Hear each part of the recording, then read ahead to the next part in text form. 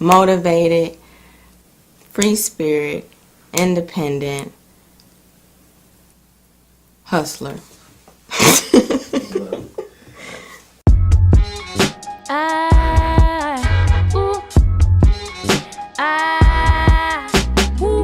I saw the potential in Nikki&Mallory and myself. It would have to be my last year of fashion design school.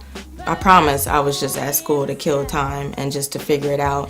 And in the process of me killing time and figuring it out, Nikki&Mallory just came out of the thin blue sky. I would be sitting there supposed to learn how to make clothes, but secretly illustrating handbags and secretly leaving to go home to make a handbag to go with all these outfits that I was creating.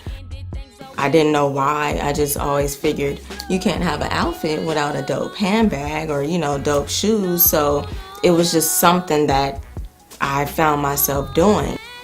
Towards the end of the years when I was graduating fashion design school, I remember I had a counselor who was so gun-ho about, okay, we need to sit down and get your resume together and I need you to submit to these jobs. And in the back of my mind, I'm like, I've already done this. I'm not doing this again. And she would get so frustrated with me, like, Treasure, I need you to work with me. Like, this is what we need to do. And I'm like, no. And so the whole entire time, she was pretty much done with me until she saw the showcase, until she saw what I was capable of doing, until she heard people saying, I want to buy your bags. I want to give you this opportunity. I wasn't a new booty. Like, I had already gone out, had millions of jobs, and they just weren't for me. They taught me a lot, but they weren't for me. So that's when I knew I needed to fall in the lead of my own. The age that I discovered my true identity and sense of fashion had to be at the age 5. Growing up, I had my own sense of style. And my mom used to pick out my clothes every single morning and I would cry. Like, I would literally fight her because I hated what she was picking out for me. And so finally she was like, you know what? I let you do what you do. And that was it. At 12, crazy enough, I wanted to own my own business. Having a single parent mother who, had me at 17, I've always watched her struggle and she's been through the most, raising me. So I knew I didn't want to be that person that had a 9-to-5 job that, subjected my everyday to somebody else's plan. I really do not follow what everybody else is doing. I respect what they're doing, hands down, but I don't keep up with it. A lot of people ask me, well, how are you in this industry and you don't know what's what? I create my own look. It's based off of my mood. I don't want to do what this person is doing and that person is doing, and then when that's done, they're on to the next thing. No, the stuff that lasts is the stuff that you create from within. It's not what everybody else is doing. So when it comes to trends, I can't vibe with trends. It's just not me. Sometimes I don't even know where I'm pulling from. Music definitely inspires my vision. I'm not sure why, but it gives me a certain mood and a certain vibe about just my atmosphere and life itself. Cultures inspire me, art inspires me, decor inspires me, everybody's fashion, because it's so mainstream and different, that inspires me. So a little bit of everything inspires me. Textures inspire me. When I'm looking down at the ground sometime taking pictures, that inspires me. There's so many different things that inspire me. So it really just depends on my day. My boyfriend was my best friend. Before anything, he was my best friend. Somebody that I would, talk to and would console me, and he's how I got through a lot of my issues back then. And so my second year, when I just knew this was the place for me, I received a call from my mom after, having talked to him the night before, and we were supposed to talk the next day at a certain time, and at that certain time was when the phone rang. But instead of it being him, it was my mom telling me that he had been murdered. So, being someone that had never experienced death or any turmoil or anything of that matter, that was a lot. That was like really, really heavy for me to deal with. And even still, it just takes me back to that moment.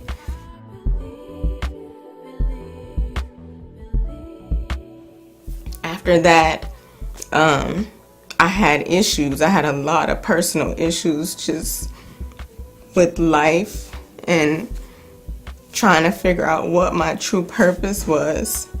And it took a while. Grieving was the worst thing I've ever had to experience. And it took a while to get over that situation, because not only, this person didn't get injured and I could see him and talk to him, this person was now dead.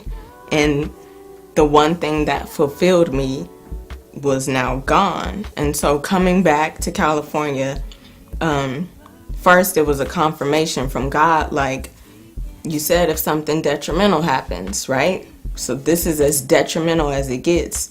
Losing him let me know that you get one opportunity at this life to be Treasure Nikki&Mallory. If you don't bang this shit out, what other opportunity do you have to do it? Honestly, anything you could think of, I've done it, except for strip and sell my body, sell my soul. But I went from PA work to interning at NBC Universal. I went from NBC Universal to actually landing a job at Sony Pictures Television, and I just knew that that was gonna be like my dream job. That was everything. And even after I conquered that, I would sit in my cubicle at 20 something years old making crazy money, but miserable, completely miserable. Had my own place, I had car, I had tuition to pay back, all type of stuff, and I was miserable. The aha moment for me, and when I knew it wasn't what I was supposed to be doing as far as work was concerned, was at Sony. Being so miserable and unhappy, I was doing my job plus my supervisor's job, and him being somebody who had the view, the TV, the everything, he would come into work every single day complaining. And I knew then I don't want to be him at 30 something years old. So after a year and a half or so, I got laid off.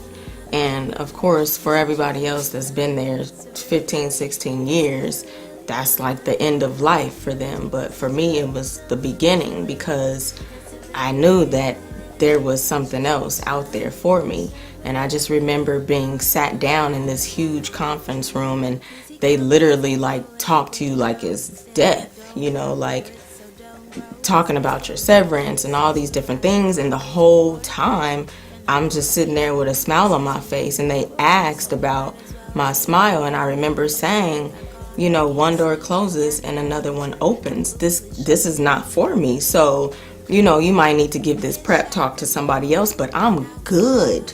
It's time for me to go. And after that, that was when I literally hit the ground running. The hardest struggle for me being an artist is that I'm never satisfied. There's so much that I want to accomplish. There's so many goals that I want to achieve. And the fact that I'm doing every single entity of my business by myself makes it even more challenging, but on the same token, it makes it even more rewarding, because I can be as frustrated or aggravated as I want to with the task at hand, but I have to do it. Who else is going to do it? I don't believe in giving up. I don't believe in falling a victim to anybody else's plan ever again. So go hard or go home. My true calling in life, I feel like, is to be a giver. Someone who can help out people who are lost and confused like I was. I really didn't have any help. I didn't have help. I didn't have assistance with Nikki&Mallory. It was something that I wanted to do. It's something that I knew I needed to do for myself. And there was nobody handing out, money for me to get my business started. There was nobody with advice. There was nobody, because nobody was doing what I was doing. My definition of artistry is just being true. True to what you are, who you are. It's not about being a perfectionist. It's not about being, it's not about appealing to everybody. Do what feeds your soul. That's artistry to me. Artistry is a free form platform. It's that platform where you could just do whatever. Create something amazing. That's artistry.